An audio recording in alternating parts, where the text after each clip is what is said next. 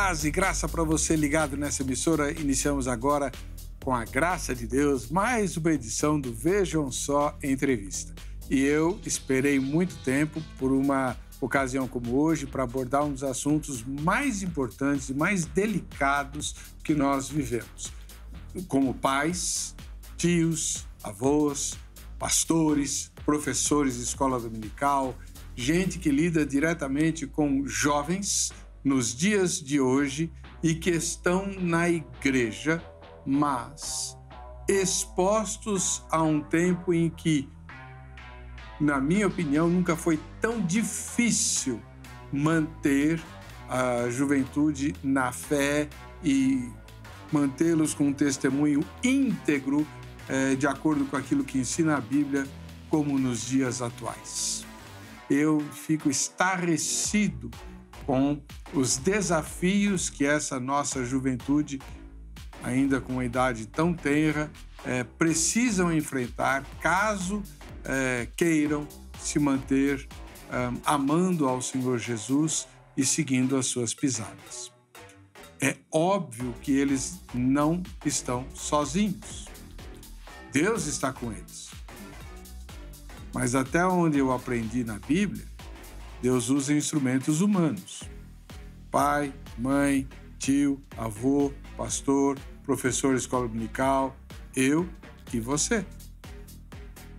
Já tivemos 14, 15, 16 anos, mas os tempos eram outros. Eram desafios, sem dúvida, como sempre haverá para quem quer seguir Jesus de perto. Mas os desafios para a moçadinha de hoje, eu nunca imaginei que alguém da nossa geração tenha enfrentado. Por isso, o Veja Só Entrevista foi atrás e encontrou uma especialista cristã, professora pedagoga, e que está se debruçando sobre essa questão e tentando ajudar aqueles que precisam lidar com os adolescentes e pré-adolescentes no mundo de hoje, que foram criados na igreja e cujas almas o diabo quer destruir com muita voracidade. Trata-se da professora Gislene Amâncio. Seja bem-vinda, professora. Paz e graça. Amém. Paz do Senhor. Um prazer estar aqui. Prazer é meu. Fique à vontade. A senhora está na sua casa. A professora Gislene é pedagoga com especialização em neurociências e psicologia aplicada. E a senhora é membro da Igreja Batista do Povo? Exatamente. Somos membros lá desde 2020. Vila Mariana? Vila Mariana. Tem metrô lá perto? Tem sim, metrô na Rosa. Metrô na Rosa, pertinho. Se não me engano, é a rua Domingos de Moraes, número 1000. 1100. 1100. Exatamente. 1100. Então, os cultos lá são que horário, irmã? Aos domingos, todos os dias tem, né? Mas aos domingos, às 8, 10h30, 17 e 19h30.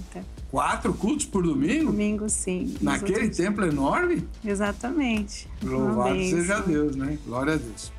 Tem vários pastores, a equipe pastoral da Igreja Batista do Povo é bastante grande e vários deles frequentam o Vejam Só ou o Vejam Só Entrevista, né? E agora a gente adquiriu mais um. A professora Gislene Amâncio se faz acompanhar. Nós não temos condição técnica de exibir, mas seu esposo e a sua filha, né? Estão conosco aqui nos bastidores, nas nossas napapescas instalações. Qual é o nome do seu marido? Sérgio. Irmão Sérgio. E a menina? Alice. Eu tenho o Felipe também, de 19 anos. Agora ele tem os compromissos dele, né? Então o Felipe é o mais velho. É o mais velho. E a Alice, de 9. Quantos anos? 9. 9 anos? 9 anos. Já começa a dar para... Precisa falar pro Sérgio se ele já lubrificou o trabuco lá de casa, né? Porque o gavião vai começar a rodar. Já tá se preparando. Não é qualquer um, né? Ela é muito bonita. E os dias de hoje são diferentes dos antigos, não são, não? É verdade. Hoje é muita informação, eles têm acesso à informação muito rápido, né? Nós demorávamos a ter essas informações e para ele chega mais cedo, tanto na infância quanto na adolescência, né? Tudo muito rápido. Eu tenho uma enteada com 14 anos, eu fico assim assombrado com o que ela conta e com o nível de informações que ela tem sobre assuntos secretíssimos, né? Ela conhece detalhes, assim, minúcias e encara essas coisas com uma naturalidade que me deixa apavorado, né? Muitas e muitas vezes a minha esposa me escuta dizer: eu acho que eu sou de outro planeta. Na verdade, acho que é a questão das gerações, né? A gente se preocupa um pouco, minha geração é muito diferente da deles. Mas se nós formos olhar, nós estamos no mesmo ambiente. Precisamos todos nos conectar com essas gerações, né? E é diferente de como nós fomos criados. Mas, né, precisamos tentar entender essa geração e como ela funciona, né? Não apenas tentar entender, mas tentar ajudá-los, né? Sim, com a certeza. se manter na fé, porque a fé não mudou. Antes que eu esqueça, porque eu vivo esquecendo, duas coisas. Primeiro, se você estiver naquele grupo privilegiado que conhece as informações e sabe que a gravação do Vejam Só Entrevista é transmitida em tempo real pelo YouTube, se você estiver assistindo a entrevista, a transmissão, pode participar do programa. Entra aí nas nossas redes sociais, manda sua pergunta, seu comentário, que a Angélica lá na técnica me avisa e a gente põe a sua contribuição aqui no ar, tá bom? E a segunda coisa vamos à nossa pesquisa. Põe a enquete no ar, por favor. Pelo que você vê, né? A especialista aqui é a professora Gislene. Então, você e eu não somos. Então, mas pelo que você vê, os jovens que foram educados na fé têm se mantido firmes em Cristo, a despeito das muitíssimas tentações de hoje. Quando eu falo em muitíssimas tentações, eu estou tentando falar sobre a facilidade com que o pecado nos assedia hoje, principalmente por causa da internet, né? E do acesso automático a qualquer coisa, né? Nos celulares. Então, a tentação não dá trabalho nenhum para se ter hoje em dia, né? Então, essas muitíssimas tentações, essas facilidades terríveis para o pecado têm sido enfrentadas com galhardia. Galhardia é um termo que os jovens não vão conhecer. Enfim, eles têm sido vitoriosos ou não? Vamos lá, quais são as alternativas? A maioria, né, tem se mantido firme, ou a minoria tem se mantido firme. Vamos ver o resultado parcial dessa enquete ao final dessa edição do programa. Bom, vamos lá. Professora Gislene, a senhora nasceu num lar evangélico? Não, eu me converti aos 16 anos, né, na adolescência, convidada por um amigo que está aqui. Então, a princípio, ele me levou à igreja, né? E dali eu passei a ter as minhas próprias experiências, independente dele, né? Eu até falo isso, que foi necessário que nós não estivéssemos juntos para poder ter uma vivência com o Senhor. E eu me converti na adolescência e foi muito importante, significativo, porque ali a igreja, como meus pais, no caso era meu pai, né, e minha tia, eles não eram evangélicos, né? Pouco praticavam o cristianismo. E então eu precisei muito desse apoio da igreja, né? Então os meus amigos, meus discipuladores, as pessoas que estavam ao meu lado, para me proporcionar essa experiência. Mas a senhora conheceu o seu marido como amigo, então? Estávamos... Ele estava de olho na irmã, já, óbvio, sim. O velho golpe do namoro missionário. Eu vou conversar com o irmão Sérgio lá. Né? Mas deu certo, né? Deu certo. É aquele o pé fora, o pé dentro, né? Mas quando ele teve um momento com o Senhor... Mas eu queria saber, como é que ele... Porque assim, né, ele está interessado na moça. Ela tem 16 anos, ele devia ter o quê? Tinha 18, 19 anos. Aí ele fala, queria te levar para um lugar interessante, ou eu queria que você conhecesse uma igreja, enfim. Porque o maior medo de qualquer rapaz, em qualquer fase da vida e em qualquer idade, é levar uma tabuada da mulher, né? Falar, não, sai daqui. Na verdade, começou assim, estávamos juntos, né? O ficar do adolescente. Nós vivemos isso. E mesmo ele sendo cristão na época. Que lamentável. Exatamente, é verdade, né? E ele teve a experiência dele com Deus.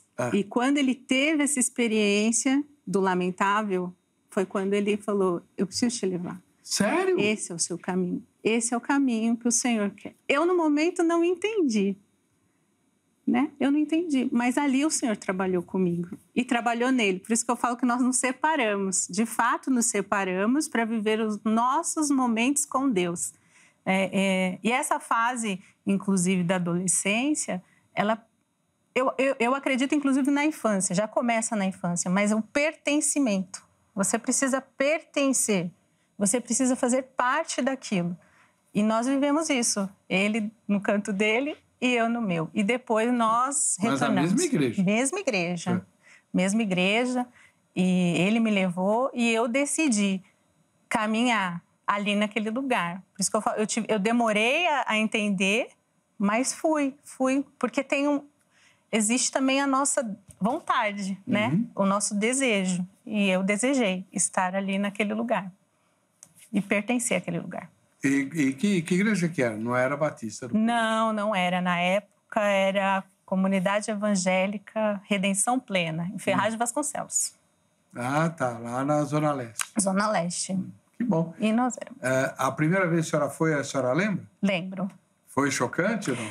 Foi uma apresentação de teatro e era sobre o arrebatamento. Não me esqueço. Eu vou ficar... Exatamente. Eu falei, eu não quero ser essa moça.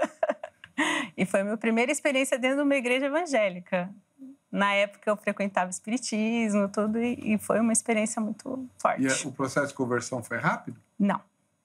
Foi o que eu falei, eu precisei de um apoio mesmo. A igreja foi muito importante, as pessoas, né? Eu digo, a igreja a gente acha só que a instituição, as quatro paredes, né? Não, as pessoas foram importantes para mim, o acolhimento, né? As pessoas não me julgarem.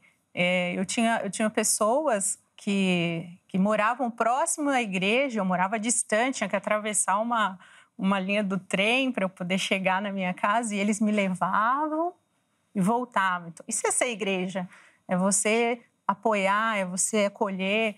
E durante muito tempo eles fizeram isso até eu ter... E eu tive uma discipuladora também, até eu ter esse processo, decisão, decidi por Cristo, não estava indo mais à igreja por conta do Sérgio, e sim por conta do Senhor.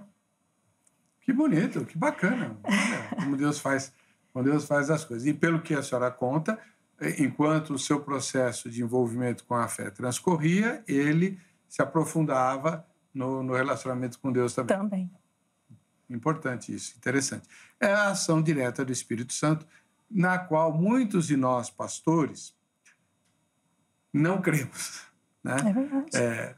Por que eu digo isso? Porque a senhora, nas entrelinhas, deixou mais ou menos transparecer que ele não lhe dava um exemplo muito positivo de cristão na escola, mas ele se arrependeu e ele quis envolver a senhora com a fé, né? Como demonstração desse arrependimento. Isso é obra do Espírito Santo. Com certeza. Né? Acho que todos nós passamos por esse processo com o Espírito Santo. Às vezes você está dentro da igreja, você viveu a vida toda ali dentro, né? Não é o caso dele, que ele também se converteu na adolescência, mas assim, às vezes você cresceu ali naquele ambiente e você só tem mais do mesmo. Mas você não vive o que é a palavra de Deus. Você não vive o todo. E isso acontece hoje muito na juventude, na adolescência. Cresceram filhos de crentes, né, de cristãos que cresceram ali na igreja, mas não fazem parte, não estão só indo lá. E enquanto você é criança, seu pai pega pela mão e te leva. Não, vai ficar na escola, né? Vai ficar lá na parte das crianças. Mas quando você se torna um adolescente, você começa a falar, não, tô cansada, mas eu tenho prova.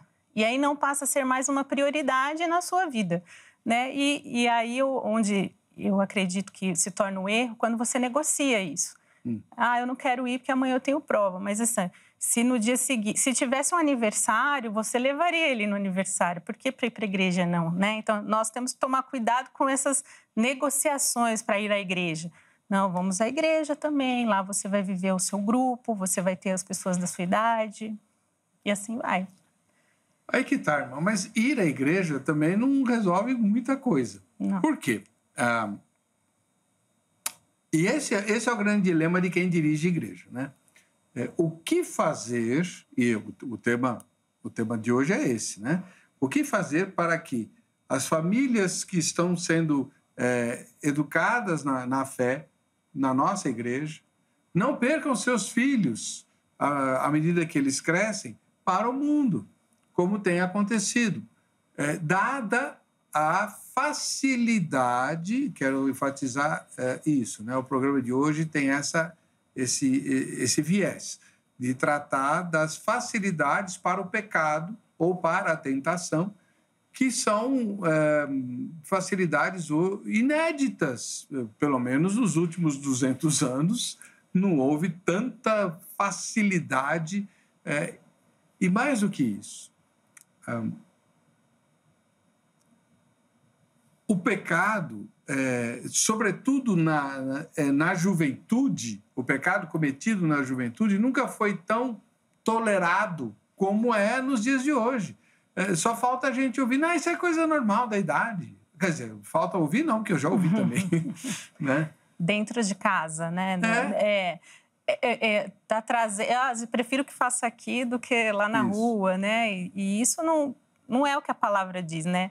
Acho que a primeira coisa, assim, para a família cristã, primeiro de tudo, é que a Bíblia é a palavra de Deus. Então, o norte da sua família, o que vai conduzir a sua família tem que ser a palavra de Deus, né? Então, algumas situações que aparecem, por exemplo, lá em casa, fechar a porta. Não pode. É tudo aberto. Porque eu quero andar e saber o que está acontecendo, né? Ver. Por quê? Porque o acesso é realmente muito fácil. E tudo mostrar a palavra. Porque os nossos filhos, eles precisam viver a palavra mesmo. Por mais que a tentação venha, ela vem para todos nós, para mim, para o senhor, para as crianças, para os adolescentes, né? Mas como eu posso vencer ela? Com a palavra. A palavra também nos ajuda, mas também nos assegura. E aí, como pais, encontrar ferramentas, né, que nos ajude a não permitir que eles se exponham tantamente à informação. Por exemplo, uma criança... Você não tem que dar o acesso direto o tempo inteiro para uma criança a essas informações. Eles estão recebendo muito rápido, né? É muita coisa acontecendo e eles estão lá, está na palma da mão. Antigamente as pessoas, você conseguiam algo assim impróprio, né? Era uma revista, você tinha que andar com ela por embaixo da cama. Agora está na palma da mão, né? E o adolescente, ele tem desejos. Nós sabemos que ali, quando começa o início da adolescência, tudo nele muda. A parte, né, não é só a idade, não é só a transformação, ele não é mais criança, também não é adulto. Dentro dele está acontecendo algo. Hormônios que elevam, diminuem, são muitas coisas acontecendo. E o desejo, a parte da testosterona vai aumentando, a vontade, e aí ele vai, se ele tiver o acesso, vai ter vontade, vai ver. E aí nós vamos, como pais, tentando ferramentas para impedir isso, né? E o limite que eu acho importante, às vezes a gente tem que dar limite, mesmo para o filho mais velho. Hoje, como pais, às vezes a gente tem medo de frustrar. Ou de, eu vou me afastar mais. Será? Eles gostam de ter segurança. Criança, adolescente. Senhora, tem um filho de 19 anos. Você faz isso com ele? Faço. Se tiver que impedir alguma... Ele tem hora para chegar ainda. 19 anos? 19 anos. Mas ele tem a chave de casa, né? Tem a chave de casa. Ele sai, ele vai, ele convive com os amigos dele, né? Mas ele dá o horário lá, nós começamos. E aí? Tá onde? Às vezes fazemos nossa chamada de vídeo para ver onde está. Por que não? Eu sou mãe dele. Ele tem um pai. Ele ainda está debaixo da nossa, né, autoridade como pai. Somos isso. Eu não posso ficar achando que é só meu amigo. Bem? Recebe. Olha, como que ele chama? Felipe. Eu vou botar ele no museu. Não, sério. Eu vou botar ele no museu. A minha enteada, ela tem 14 anos, mas desde os 13, 12, eu levo ela à igreja, ela frequenta uma igreja de jovens, né? Dessas igrejas pretas e tal, que os velhos que nem eu falam, parece boate. mas é uma igreja séria, muito séria. Mas é preta, é para atrair a juventude, né? Aí ela não deixa eu chegar com o carro lá na porta, ela quer que eu pare longe, porque é só criancinha que o papai leva para a igreja, entendeu? Verdade. Tem isso. Eles estão vivendo a fase. O meu filho, ele está passando essa fase aí. Eu passei essa fase mais atrás. Ele também? Tem aquela que só dá a cabeça, né? Não quer nem chegar perto. Ele também teve essa fase. São momentos. Cada momento é único, eu falo. Tem a da infância, é uma coisa. Não adianta você achar que vai ser tudo igual, que não vai. Cada época é um momento. Ele agora já está em uma outra fase que eu estou vivendo agora com a menor, né? Então, mas aí ele recebe bem assim uma ligação, ele está lá com os amigos, aí a mãe liga e tal. Foi assim que ele cresceu. Por isso que não tem como... não que não tem como, né? Eu me converti na adolescência, mas eu digo de famílias cristãs. Você fala do adolescente, mas você fala da infância. Como que foi que construiu isso? Nós construímos isso. A senhora tocou num ponto muito importante. Não é para começar na adolescência. Não. Tem que começar. Eu estou falando com cristãos. Estamos falando aqui de família cristã. Você começa já na infância. Eles aprendem assim. As informações, o conhecer a palavra. Eu gosto de falar a palavra porque eu falo muito para os meus filhos na correção da palavra. Então, por exemplo, assim, eu tive que explicar há pouco tempo, né? Por que não comemora, não posso ir no carnaval, aquelas coisas. Então, assim, vamos procurar lá o significado, né? Eu, professora, eu vou lá, aqui no dicionário, até você achar o que é, e vai indo, vai explicando, porque essa semana nós até conversamos. Aquele que é da carne é carne, aquele que é do espírito é conduzido pelo espírito. Não podemos, se é uma festa que trabalha os movimentos da carne, é uma festa da carne. Então, eu explico na palavra. Porque nós estamos desenvolvendo filhos para serem o quê? Discípulos. Seguidores do Senhor Jesus. Discípulos de Jesus. Então, professora, mas na minha visão, o grande problema, o gigante maior para quem educa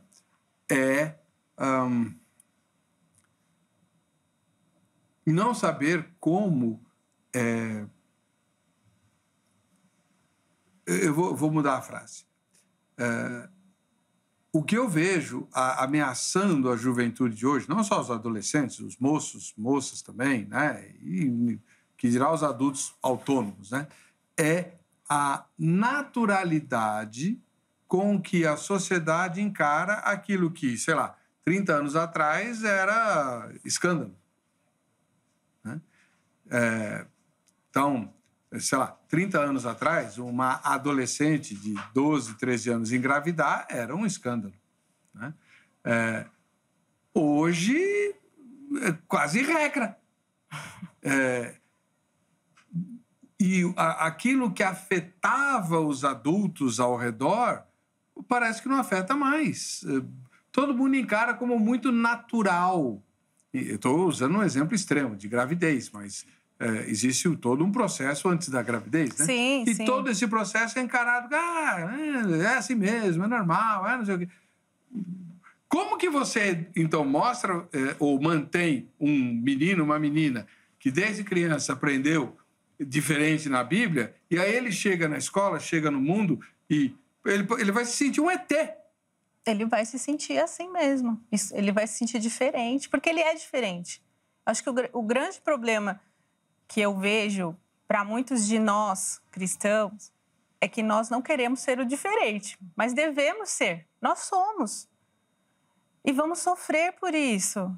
A questão é essa, seu filho, você vai ensinar que ele vai se frustrar na escola, que nem todo mundo vai aceitar ele do jeito que ele é. E ele vai ter que lutar para se manter firme. Não é fácil. Eu não tenho as 5 maneiras ou as 4 maneiras de se manter firme lá dentro da escola. Não tem receitinha de bolo, professor? Eu falo que a receita para nós é se manter firme na palavra e encontrar... E aí onde eu falo do apoio da igreja, de novo, não são as 4 paredes. Igreja, o corpo de Cristo. De você ter o seu grupo, seus amigos, pessoas que pensem como você. Você então tá... Como que eu vou ser luz né? Eu tenho que ser luz na escuridão. Mas você está preparado para ser luz na escuridão? Porque senão você vai ser escuridão junto. Engolido. Se você não, você vai ser engolido, você vai ser tragado, porque você tem que estar preparado para aquele cenário. Como que você prepara? É uma construção. Para o senhor estar aqui, houve uma construção. Não foi assim, como o Thanos, né? Bate o dedo e acontece tudo. Não. Uma construção, um processo. A vida com Cristo é um processo. E aí, como mãe, como pedagoga, é um processo que se inicia na infância. Mas aí, então, isso acontece, eu sou um adolescente, acabei de me converter. Você vai ter o seu processo. Por exemplo, eu. Eu vou dar um exemplo prático aqui. Eu estou fazendo natação. Eu não sei nadar, né? Morro de medo, tenho pavor, aquela coisa, mas decidi, não, preciso fazer natação. Minha filha faz natação comigo, porque eu sou do iniciante, né?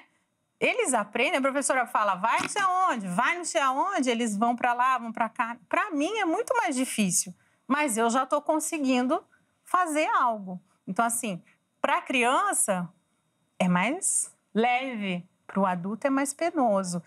Então, se converteu na adolescência, ele vai conseguir, mas esse é um processo que ele vai ter que ter insistência, persistência, vontade, e vai aprender a palavra se manter, não, eu não quero. E estar rodeado de pessoas que pensem como ele vai fazer toda a diferença também. Então, professora, mas assim, rodeado de pessoas que pensem como ele, mas pessoas que tenham a mesma idade dele? Nem sempre, né? Então, porque esse é o outro desafio de quem lidera a igreja. A juventude, a moçadinha está lá na igreja, tudo boazinha, bonitinha, mas eu posso estar falando uma grande bobagem aqui, porque eu não entendo o linguajar deles, mas eu tenho a impressão que os mandrakes existem lá. Mandrake, se não me engano, na gíria deles é o que parece uma coisa e a outra. É isso? Assim, a língua deles é diferente. Às vezes, nós vamos precisar entender essa linguagem. Outro dia, eu estava falando de relacionamento com uma criança. E com uma criança, não, com várias. E aí, eu falei que Deus é um Deus relacional. E vamos trabalhar isso. Nós também somos assim, precisamos, né, ter convivência com pessoas. Ele falou assim, eu não gosto de ter ninguém. Eu gosto de ficar sozinho. Eu gosto de jogar. Eu tive que entrar ali. Você joga... Jogo. Mas para você jogar, tem alguém do outro lado, não tem? Você está se relacionando com ele, você conversa com você pode não ver. Então, às vezes, você tem que entender esse outro lado, essa outra realidade do jovem. O problema é que, às vezes, a gente não quer dar trabalho. Aí que tá, professora, mas para entender, você tem que entrar no mundo deles. Vai ter que conhecer, né? Então, não ser igual. Não ser igual, mas entrar e conhecer o mundo deles. E o grande problema do mundo deles é que aquilo que para nós é errado, para eles é natural. Para todos eles é natural. Então, o que eu estou querendo dizer? Chega na igreja, a juventude, a moçadinha, está lá na igreja, ouve o pastor, respeita o diácono, o presbítero e tal, cumpre o seu papel. Mas lá no íntimo, todos eles têm uma outra vivência e uma outra crença, né? De que eles são assim porque eles são velhos, né? A verdade é a do nosso mundo, né? A verdade é o que para nós importa. Vou dar um exemplo bem besta. Se não me engano, foi a semana passada, eu ouvi, né, da Rafaela, uma conversa entre as pessoas da sala de aula dela, uma moçadinha lá de 13 e 14 anos, meninos e meninas. E eles estavam falando sobre ficar é beijar 20, 30 numa noite só e tal, enfim, tirar o BV, né, que é a boca virgem, BVL, que é o beijo de língua, que nunca foi dado. Então, você tira a virgindade do beijo de língua. Eles estavam lá falando sobre isso. E aí, a Rafaela, se não me engano, foi ela, não sei. Mas uma das jovenzinhas falou assim, é engraçado, né? As prostitutas não beijam na boca. Aí os meninos ficaram apavorados. Como assim? Aí falaram, tem um filme, Uma Linda Mulher, que é um filme já, para eles, antiquíssimo, né? da Idade da Pedra, em que a Julia Roberts faz o papel de uma prostituta e que é contratada por um multimilionário lá para ensinar ele a chegar no lugar que ele tinha que chegar. E aí ela falou, eu faço tudo, mas eu não beijo na boca. E eles, como assim? Então, para eles, o beijar na boca é uma coisa tão banal, e aí a prostituta não faz, né?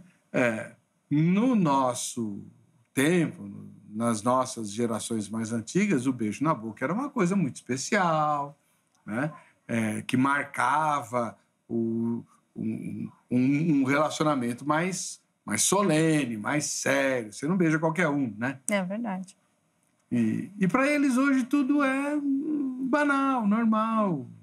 Esse é o grande desafio. O desafio primeiro, assim, eu acho que nós não conseguimos entender isso porque de fato é pecado, não é? Não entendemos como é errado isso, não condiz com a conduta, né? Mas eles realmente já enxergam muitas coisas bem diferentes de nós e a tendência é cada vez achar que é normal. Mas para nós cristãos não pode ser. Então, como pais, nós precisamos mostrar isso. Não é fácil. Aliás, é dificílimo como pais você manter os seus filhos ali. Não tem uma forma, se você fizer isso vai dar certo. Não é insistência, não, você não é igual. Você não deve agir igual. Quando você se colocar, vai acontecer dos seus amigos te isolarem. Vai acontecer. E tem que explicar isso. Falta conversa, às vezes, de falarmos com os nossos filhos que eles vão, de fato, sofrer. Agora, dentro da igreja, conectar essas gerações, é importante ter um discipulador, às vezes, ou nem só dentro da igreja, como pai, mãe, você tentar trazer isso para o seu filho, discipular. Agora, enfrentar os desafios é normal para eles, é uma geração totalmente diferente. E para o adolescente, aí é onde nós temos que, eu acho que, entender, tudo para ele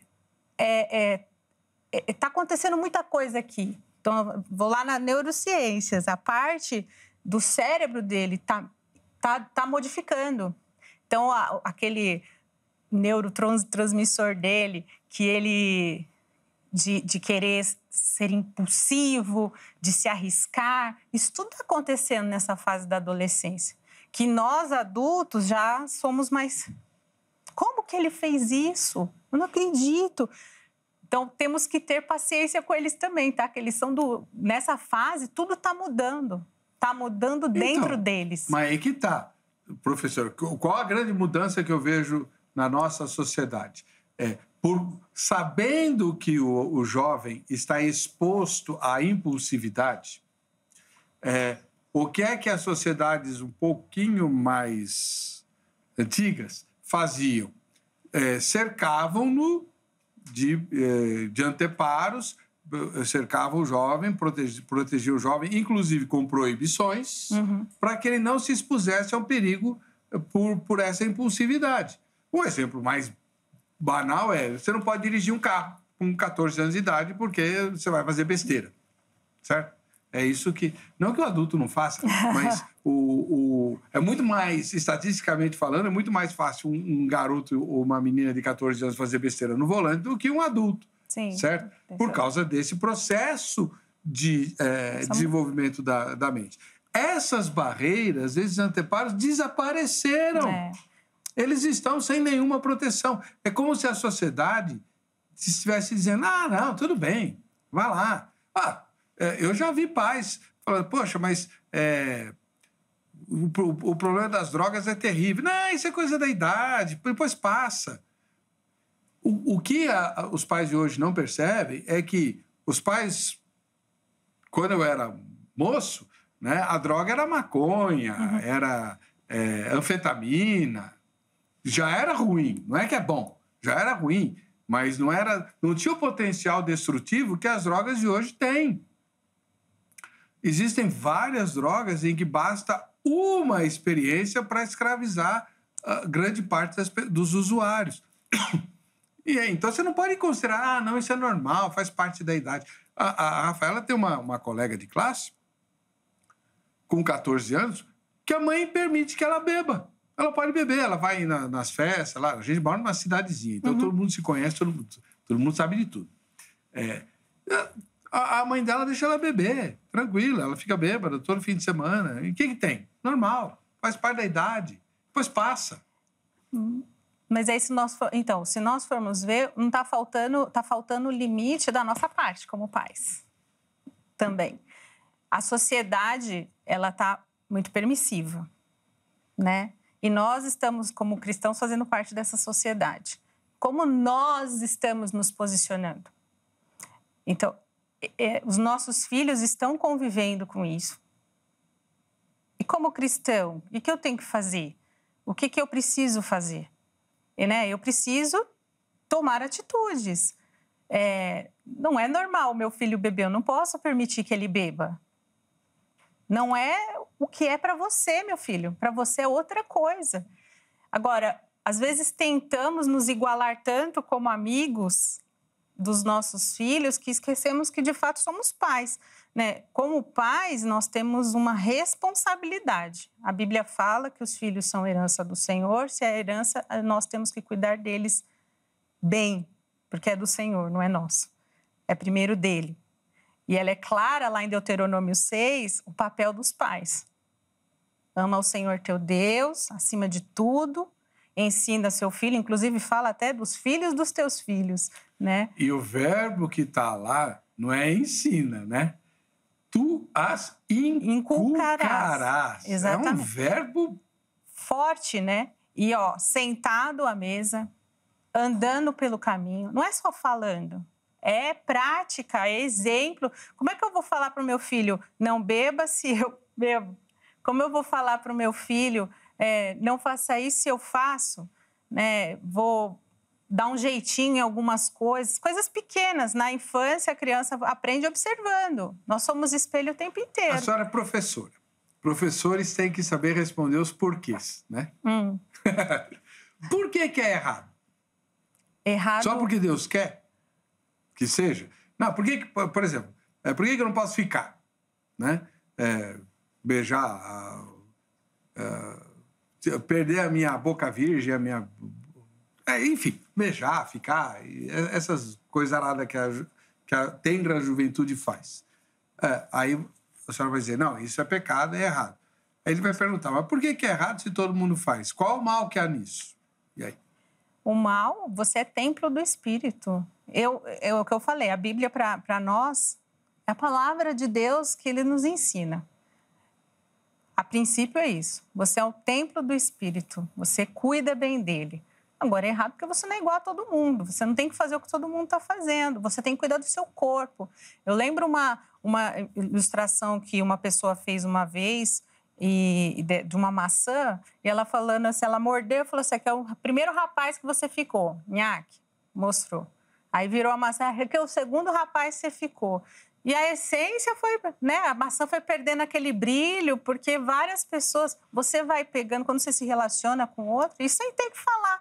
A questão é, queremos conversar e explicar com os nossos filhos? E deve ser explicado. Por quê? Você tem que preservar. Esse corpo é seu também.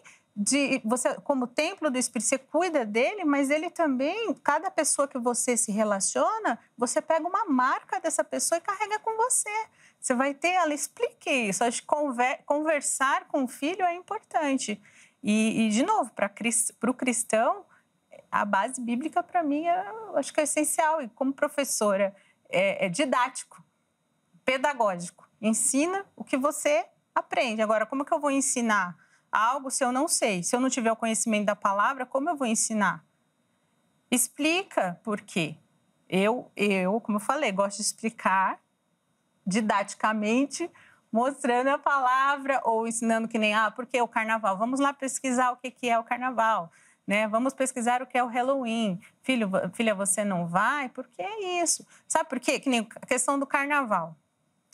Vou deixar porque, poxa, é uma festinha fantasia.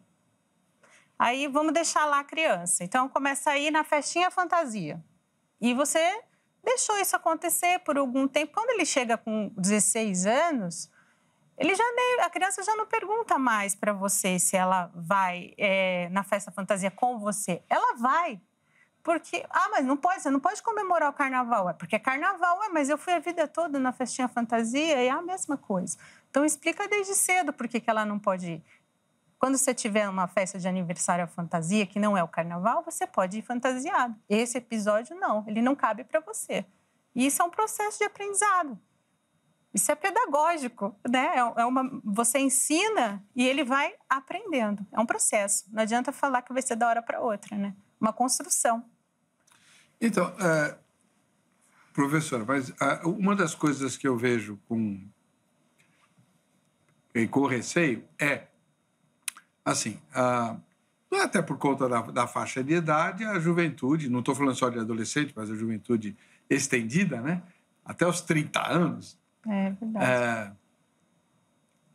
Tem atitudes muito irresponsáveis porque imagina que nada traz consequências duradouras.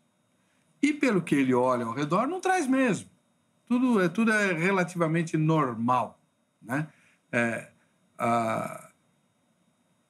E quando a gente fala assim, não, você é diferente, você não vai fazer igual a todo mundo, porque você é de Jesus e tal. Lá no I, talvez ele não vá perguntar para a autoridade ou para a mãe, né? Mas lá no I ele fica, mas por que faz mal? Né? Que mal que há? Né? Quando era um ou outro que fazia, então esse é o fora da lei, né? Esse é o fora da curva. Enfim, é a pessoa, o marginal, ele tá à margem da coisa. Agora, quando todo mundo faz, então não é mais marginal, não é? Essa é a questão. E entra um outro fator, que a senhora fez a pós-graduação em psicologia aplicada, né, neurociências e psicologia aplicada, que é a seguinte, os psicólogos costumam dizer que os impulsos e instintos que a gente reprime, os desejos, eles usam a palavra desejo, né? Os desejos que a gente reprime se transformam em doença emocional. Doença emocional. É uma fala pesada. Então, na medida em que eu pego o meu adolescente e enfio a Bíblia na cabeça dele, para que ele reprima os desejos que ele vê totalmente à solta em tudo quanto é lugar que ele vai, né? E com todas as juventudes, com todos os jovens com quem ele se relaciona, né? Eu não estou criando uma doença emocional nele? Mas e se você provocar nele experiências positivas com o Senhor? Essa é a questão. Nós precisamos provocar experiências positivas com o Senhor, não essas repressoras apenas. Falar só do pecado, mas precisamos trazer a eles experiências. Como? Como mãe agora, tá? Fazendo seus filhos participarem da sua vida, das suas necessidades. Eles precisam saber que não é só o pecado, a repressão. Não. Viver com Deus é bom, é prazeroso, mas só vai ser prazeroso se for prazeroso para nós, pais. Então, por exemplo, eu estar aqui hoje, eu pedi para nós 4 orarmos. Nós 4 oramos. Eu sou tão ruim assim, professor? Não é. Oxe. Mas por quê? Vou precisar ligar para minha terapeuta. Não, porque é para eu tirar a minha ansiedade, porque eu também fico ansiosa, né? Então, quando nós tivemos momentos, pandemia, vamos orar. Vamos fazer com que eles vivam experiências. Meu filho já viveu experiências de oração, minha filha já viveu experiências de oração na escola, de ser a discriminada, sim, também. E nós tratamos como? Vamos viver a sua experiência. permitir que quando você estiver como um pai, uma mãe com um problema, seus filhos não precisam saber tudo, né, os detalhes, mas saber que há algo ali e que eles podem participar da sua vida, causar neles memórias prazerosas de viver esse evangelho. O problema é quando nós apenas fazemos a questão da não pode, não deve, não é bom para você isso. Quem disse que ir ao carnaval é ruim? Não é? Todo mundo sai feliz? Ninguém sai chorando, não quero ir. Não é assim que as pessoas vão, né? Mas por que não cabe a você? Explica. Eu estou falando aqui só do carnaval, mas tem N coisas que você pode dizer para o seu filho, porque não é bom você se preparar para uma pessoa, você estar com uma pessoa, você conviver com amigos que tenham pensamentos como você, por exemplo, da música. Poxa, vamos lá, ter experiências boas de louvor. Eu vivo muito esse ambiente da igreja, eu falo muito da questão da igreja, não como uma responsabilidade, não, mas pelo pertencimento mesmo. A cada um de nós precisamos estar lá pertencendo e encontrar os nossos amigos. Eu tenho amigos, morei no Rio de Janeiro, então eu tenho amigos do Rio de Janeiro, né, que são meus amigos em Cristo, que quando eu estou com uma necessidade, eu compartilho com eles, porque eu pertenço àquilo. E os jovens, eles também vão ter experiências num retiro, no acampamento, vão ter experiência. Nós temos que proporcionar isso para eles também. Sabe? É aí que eu falo, não é só se igualar a eles, proporcionar experiências, memórias boas, não só repressoras. Não pode. Não pode por quê? Porque não pode. Não pode porque não deve. Não é só isso. Tem um porquê, e você um porquê da palavra, mas um porquê de ser discípulo. E discípulo não é ruim.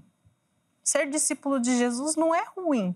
Ser discípulo de Jesus é ser um discípulo de Jesus. Eu acho que essa fala é muito importante, professora. Então, o segredo está em cultivar o lado prazeroso da fé. Da fé. Né? A fé não é só repressão. A fé não é... Eu sempre cito um exemplo real, muito, muito, muito interessante.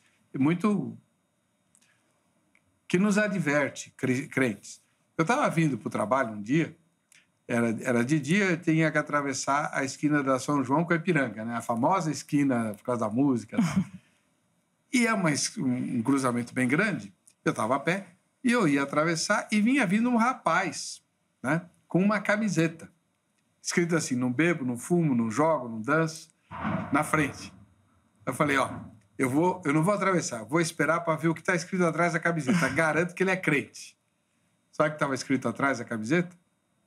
Morri. Falei, essa é a mensagem que nós estamos passando para o mundo. O crente é o que? Não faz isso, não faz aquilo, não faz aquilo. É um defunto, ele não vive. Não, a gente vive sim. Então tem que mostrar o lado vivo da fé, o lado prazeroso da fé. E é aí que os meus colegas... Eu sou da Igreja Presbiteriana Independente, né? Então, os presbiterianos são mais sisudos. Aí eles olham para as igrejas pretas e falam assim, isso aí parece boate, né? Veja, tem excesso para lá e para cá, né? Tanto para o lado dos que vão na onda, como dos que não muda nada nunca. A Bíblia está cheia de exortações a nos alegrarmos no Senhor, né? Deus tem prazer na nossa alegria. E a alegria do Senhor é a nossa força, diz a Bíblia. Então, nos alegrarmos em Deus e termos prazer nas coisas de Deus, isso é uma realidade que a gente tem que cultivar. Porque senão o diabo vai ficar falando, tá vendo? Lá na igreja só não pode isso, não pode aquilo. No fundo, todo mundo faz, é um bando de hipócrita, não sei o quê. Porque, obviamente, todo pecador tem que ter uma bela desculpa, né? Sim, tem que se justificar em algo, né? O pecador. E nós todos somos, né? Mas só pela pela graça do Senhor estamos aqui, mas cultivar essas memórias faz toda a diferença, porque ele vai ter recordações. E nessa fase, eu estava até lendo um psiquiatra norte-americano, ele falando que nessa fase da adolescência, como é importante eles terem memórias significativas, apesar de estar vivendo toda essa oscilação, porque ele vai levar para a vida. Então, assim, dependendo do que ele tiver de memória, ele pode levar um trauma ou algo bom, né? E nós temos esse dever também, como pais, de tentar gerar neles as emoções positivas, né? As memórias positivas para eles, boas, para que eles possam carregar isso para a vida, para a juventude, para a idade adulta. Tem um instituto chamado Barna, que ele faz várias pesquisas, e principalmente nessa questão da fé cristã, e eles trabalharam, tem até um livro do David Kinnaman que fala assim, Geração Perdida, You Lost Me. E ele fala dos pontos que faz a geração sair da igreja. Filhos de cristãos saírem da igreja. E eles falam de não serem compreendidos, da igreja ser repressora, que o problema deles não é com Deus, mas sim com as pessoas. Então, é uma geração que tenta ser compreendida, mas não é muito aceita. E não estou dizendo que temos que aceitar, porque a geração mudou, a sociedade mudou, mas a palavra é imutável, né? Então, temos que manter a palavra. Mas como podemos fazer essa conexão? A questão está na conexão entre a minha geração e a geração do meu filho e dela. A diferença é de 10 anos de um filho para o outro. Muda, é outra coisa, né? Preciso perceber como que está funcionando. Então, você colocar uma geração como a do meu filho e ensinar os avós a mexer no celular. Então, são conexões de gerações. E trazer isso para dentro da vida espiritual desse jovem é muito importante. Eles têm que viver essas experiências, fortalecer. Professora, não sei se a Igreja Batista do Povo ainda faz isso, mas teve uma época que fazia, ou me parece que fazia, e algumas igrejas têm com vários nomes diferentes. O nome mais antigo é fazer a corte, que é quando dois jovens querem namorar, dois jovens da igreja, né, querem namorar e tal, eles são instruídos a não terem contato físico, além de dar as mãos, eu acho, até um noivado ou até o casamento, alguma coisa assim. Eu conheço casais que deram o primeiro beijo no ato do casamento. O pastor manda beijar, né? É tão bonito esse... O que você acha disso? Eu acho importante. É importante, tá bom. Muito importante. Eu acho que nos dias de hoje é sim muito você manter eles nisso. Parece um peixe fora do aquário, né? Eles vão estar sendo o peixe fora do aquário. Na igreja chama integridade sexual. Eles fazem um curso, um livro. Meu filho fez. E não tem namorada? Não tem namorada. Mas eu acho importante ter esse cortejo para eles saberem reconhecer quem eles são. O que eu estou falando aqui é para cristão. Lógico. O mundo, não adianta eu querer falar isso para o mundo, que eles vão falar, vocês são tudo bobos, nossa, que gente boba, tá se guardando. E realmente, quando o jovem se guarda para alguém, ele vai ser visto pela sociedade de uma forma, né, com um olhar meio torto, mas o que importa é se ele está bem resolvido com isso. Né? Eu estou falando aqui, por exemplo, do meu filho, eu até perguntei para ele, você sabe que eu vou falar um pouco de você? Ele falou, não tem problema. E por que expor essa, não digo vulnerabilidade, mas não deixa de ser diante dos outros amigos que não são assim. Sim. Né? Agora, existe um lado muito positivo nisso, que quando o jovem, o adolescente ou o moço, a moça, ou o jovem adulto já, que são cristãos, e mantém um testemunho bom, né? Um testemunho brilhante de fé diante das pessoas, eles são respeitados. Eles são respeitados. Essa é uma coisa muito que também me espanta. A geração da minha época não respeitava, não. Eles zombavam. Mas a atual geração respeita. Verdade. Admira, né? E aí a moça que é crente e que nunca ficou com ninguém passa a ser troféu na escola. Quem vai ser o primeiro herói a roubar o bebê dela, né? Enfim. E pro ego das meninas é bom, né? É verdade. Para elas é bom, mas assim... Desde que ele não consiga o troféu, né? Exatamente. Desde que ela consiga vencer. Porque é perseverar, né? Para se manter assim, firme. A coisa nessa convicção. Tem um filho de um pastor, o pastor da igreja da Rafaela, ele tem um menino, ele está inclusive fazendo seminário. E quando ele estava no terceiro colegial, ele ainda era BV, né? E a moça mais bonita da escola, a mais cobiçada, mandou um recado que queria ficar com ele. Pôr na prova, né? Pôr a prova. Foi complicado. Foi complicado, mas ele se manteve. E aí, obviamente, os colegas não entendem, mas por quê, né? E aí é que entra a grande questão. Ele chegou para o pai e falou assim: pai, que mal haveria? Qual o grande prejuízo que isso poderia me trazer? É difícil, não é? É difícil.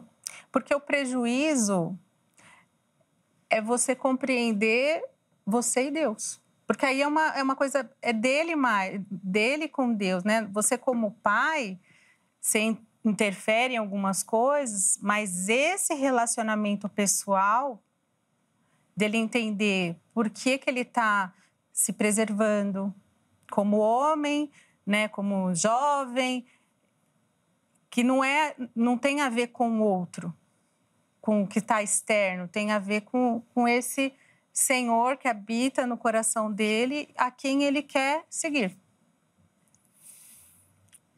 Muito bom. A senhora está preparada para ser sogra? Eu oro por isso. Ainda bem. Eu oro por isso, né? Mas eu aprendi com a minha sogra que eu devo tratar bem, e ela me trata muito bem, ela é uma mãe para mim, de que ao invés de eu perder um filho, eu tenho que ganhar. Ao invés de perder um filho, eu tenho que ganhar uma filha. Então, eu quero só compartilhar uma filha com alguém, para podermos nos dar bem. Tá certo.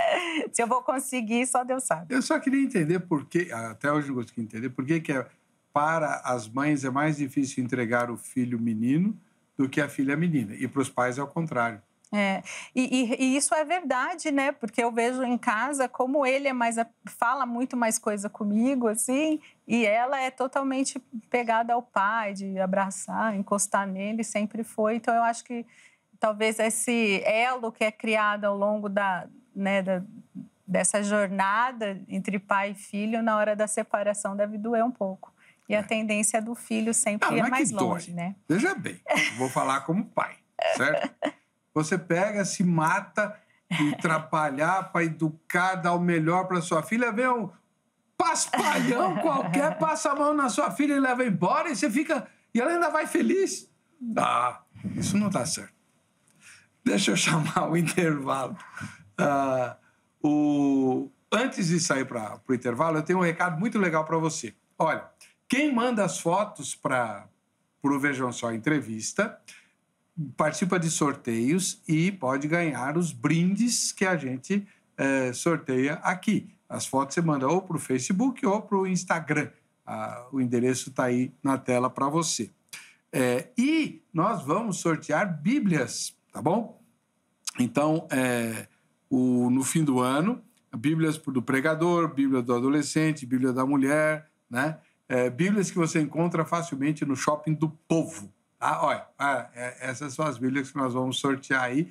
E se você não quiser esperar o sorteio, no Shopping do Povo está aí à sua disposição, tá bom? Então, manda a sua foto, pega a sua foto agora, tira a fotografia enquanto o programa está sendo exibido e manda para o Facebook ou para o Instagram do Vejam Só. Se você não sabe fazer isso, não se preocupe. Chame seu neto, sua neta, que ele vai fazer isso em menos de 2 minutos. Você vai ver, é um negócio assim muito tranquilo para eles. Bom, por falar em tranquilidade, por que você não vem estudar a Palavra de Deus conosco? A Academia Teológica da Graça de Deus está à sua espera com um programa de ensino à distância, né, que alcança qualquer lugar do planeta e até fora dele, onde houver internet, para que você possa estudar a Bíblia em 3 níveis diferentes. É um negócio muito bacana, muito legal. Quem quiser conhecer melhor esse curso, falando com alguém pelo telefone, só de segunda a sexta-feira, no horário comercial. Mas, se você quiser, entra no site agora, agrade.com.br, que lá você vai ter todas as informações. E aproveita e passa, dá uma espiadinha no site da hittv.com.br. Lá você pode mandar sugestões e críticas para que a gente faça um Vejam Só entrevista cada vez melhor, tá bom? A gente volta já com as fotografias de quem está assistindo e os comentários dos nossos telespectadores.